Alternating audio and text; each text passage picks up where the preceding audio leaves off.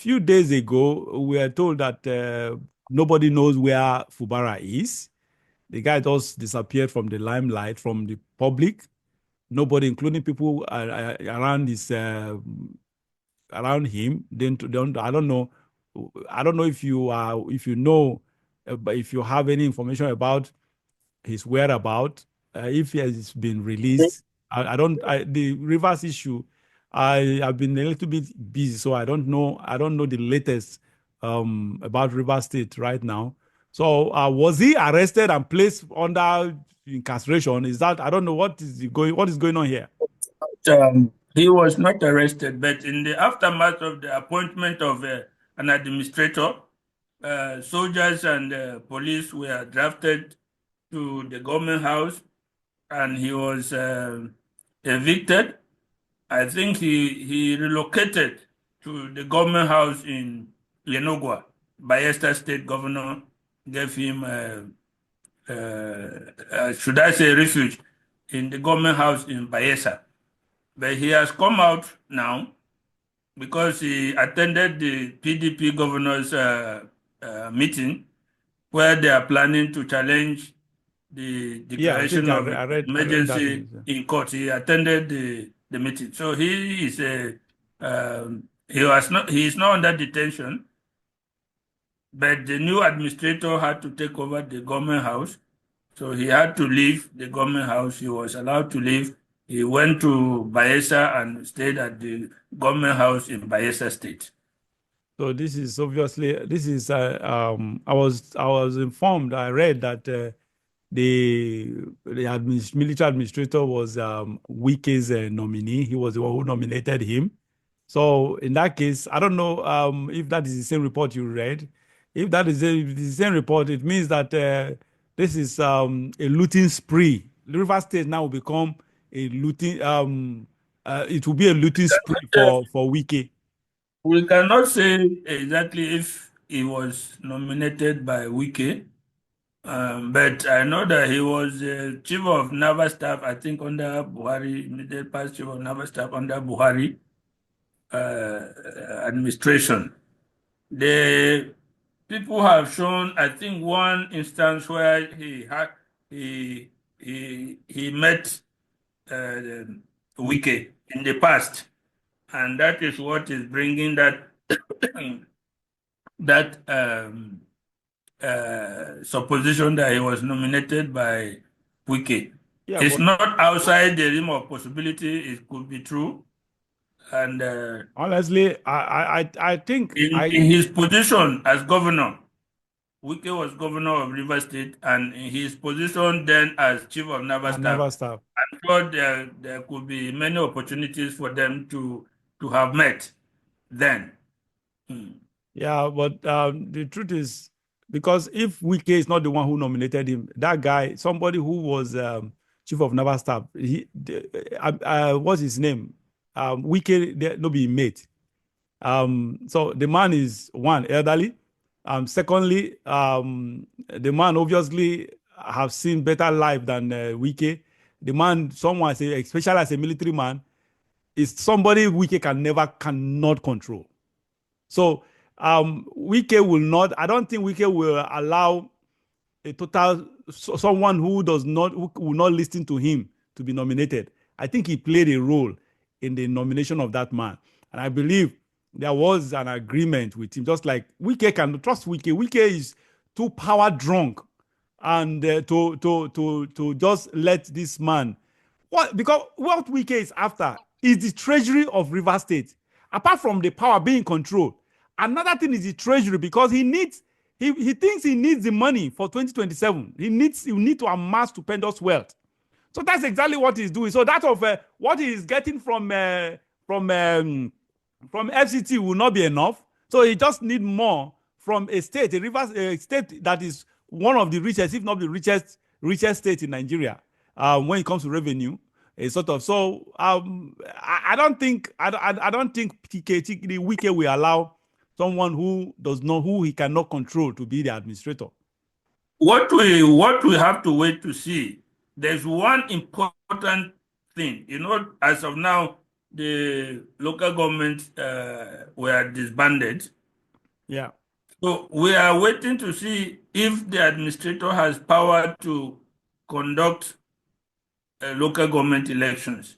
And if he does that, how this thing will go? Because Wike had given two conditions to stave off the impeachment of Fubara. One of them was that he should be allowed to control the local governments. The other was that Fubara should sign an undertaking that he will not recontest governorship in 2027. Those were the two conditions. So he is bent on taking control of the grassroots or River State to maintain an overbearing influence. So the issue of whether he has an influence in the nomination of the administrator will come to light if they seek to conduct a local government election within the next 6 months during which the administrator is there, and how that will play out. So that can bring confirmation of his link with Wike one way or another. This wiki of a thing.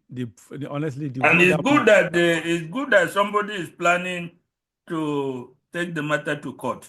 I yeah, think that should but be expedited. you suggested against that. No, You suggested against that. no, there is a way that it can be done.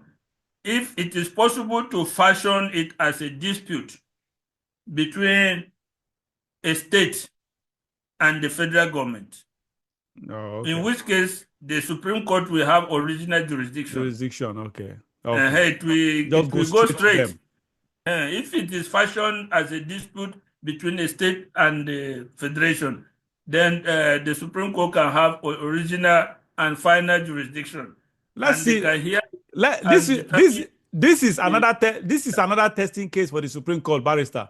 Let's see, Yes. because this will be a clear. If the Supreme Court rules against the states, that this will be a clear rape of the judiciary. The PDP governors were meeting, and Fubara attended, and they were planning a court case on this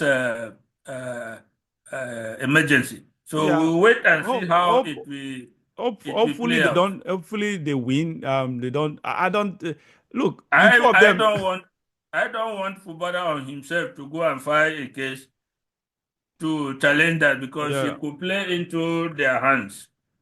Okay, yeah, that's okay. In as much as I empathize with Fubara, I don't pity for him.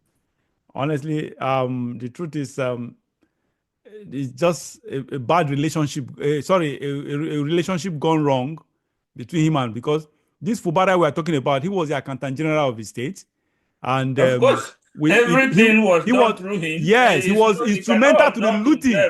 He was instrumental to the himself of the looting. Correct. He was instrumental to the looting. But being a civil servant, he had no choice. If he refused, he would be removed, and another. Yes, he had a choice, and that is a choice. But I don't know.